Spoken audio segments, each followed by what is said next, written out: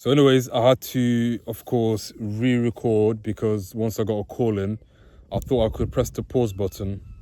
I did, but after the call was done, it said, of course, the video has stopped recording and I need to do another one. So it doesn't matter. What I'm going to do is merge both the videos. I'm going to use one of the softwares I've got on my phone.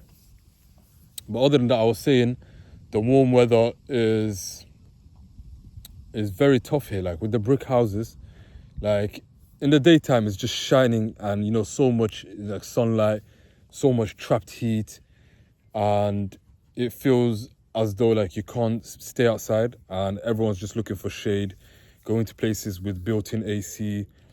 And once the sun sets, it feels like all that heat that we've been getting in the day is literally trapped in the house, and that is the science behind it. So the insulation, the bricks and everything, and that's why at night time it's so hard to sleep if you don't have a fan. Like the minimum thing required in the summers in the UK is a fan.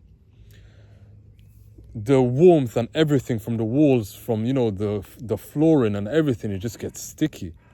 So having a handheld fan would be so much easier for you to fall asleep at night. Like last night, I was just literally tossing and turning, and I still had the fan on full blast. Like it was 21 degrees or 22 degrees outside, but inside it was definitely above 30 degrees. And it was just sticky, it was uncomfortable, and I don't know for those of you out there, but for me, whenever I sleep, like it doesn't matter, which, season we're in, what the weather's like. I always like to have sort of a blanket, like whether it's something thin or like the standard duvet. So I don't know, it just makes my sleep complete, and I just feel that's that safe sensation, that nice, like you just feel completely relaxed, and it does something like, I don't know, is it me that's just completely so used to, I don't know, sleeping with blankets, or is it just in the sense as feeling that extra safety as you sleep is just very nice and easy to let go. So with the weather, it's a very broad topic, and there's a lot of disturbances that happen when it comes to the warmth weather. So for example, right now there are wildfires happening around the world. I'm not exactly sure where, but one place I'm 100% certain is in Somalia. So there was a wildfire somewhere in the southern region and in the north Somaliland area yesterday. So the fire was literally in the sort of the outskirts of the big cities. So at least it didn't, interfere with daily lives and where people live and livestock and stuff. But as it is still in the wild, it will affect some sort of wildlife out there. And I was actually told it affected and burnt down places that are historical. So there's a place called Lasgel in Somaliland, and it's so historical. Like there's cave paintings and writings that date back to around 5,000 years or more. So wildfires, famine, all of these things do play a massive part in the destruction part of, the summer weather here, and when things get, out of control and too much heat. So in the UK, thankfully, we don't experience wildfires, and we don't have, like disastrous weathers like tornadoes or, earthquakes we do experience every once in a while. I remember one earthquake that I actually felt, but I didn't actually feel it. I was here in Leicester, and it was around 2008, if I remember right, 2007, 2008. It was at night, late at night, so I was sleeping.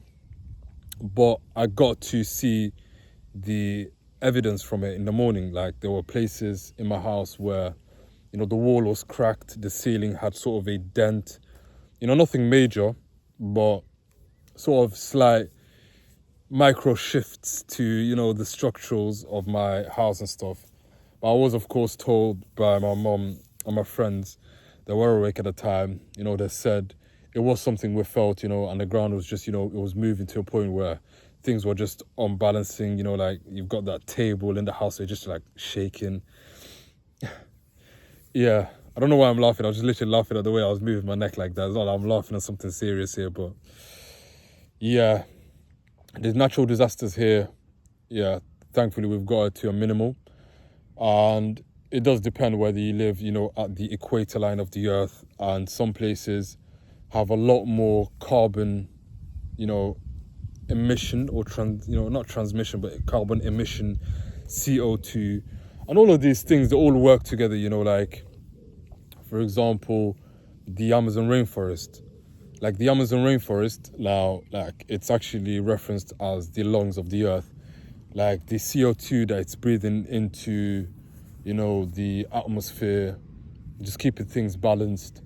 Now, for example, if global warming was to go completely out of control and and just affect Amazon rainforest, you know how things would just go unbalanced from there on. Like a lot more, like I wouldn't say the air that we breathe would be completely affected, but it would be to a point where you start to see different weathers across the world, like a lot more like rain, for example, because I think if I'm saying it correctly, if the Amazon rainforest is like, all the trees are just, letting out all this carbon dioxide, and without a lot of that, we would have so much, clouds completely soak up the rivers and all this stuff, and then it would just be so much rain. That's one of my small theories here. So I'm not too educated when it comes to that. I do have a slight background, but at this moment in time, as you can see, I'm thinking so much on my feet right now. So it would go something like that regardless. So weather balances is a key, and we would need to start taking things that we can control more serious, like recycling and, just the way we contribute to things we wouldn't think would affect us actually all have a knock-on effect somewhere. And with the warm weather here, I do hope it returns, because right now it's 20 degrees and it feels cold, because I've been so used with that 30-degree weather the last few days here. It's nice, but midday is definitely something that's inconvenient, and of course at nighttime as well. But it's just nice to have a streak of nice warm sunny days. But the next 10 days are looking promising, around that 21, 23-degree weather line. And I can get a lot done, like, a lot more videos for you lot, and a lot more exposure, and I'll be able to, get involved and, do a lot more outings, because that's exactly where my skills are, and that's exactly where I need to focus on to pick up the 1% and 2%ers that I need for my journey.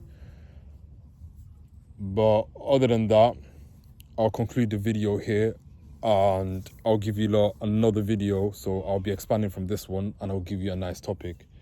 But other than that, it's been nice speaking to you lot, and it's very, very hard doing this with a brain fog, but I've got no choice. But anyways, take care, guys. I hope you enjoy your day, and make sure to always keep going and keep your head held high, just as I'm doing in this video. There will be better days to come. Other than that, take care, guys. I'll see you lot.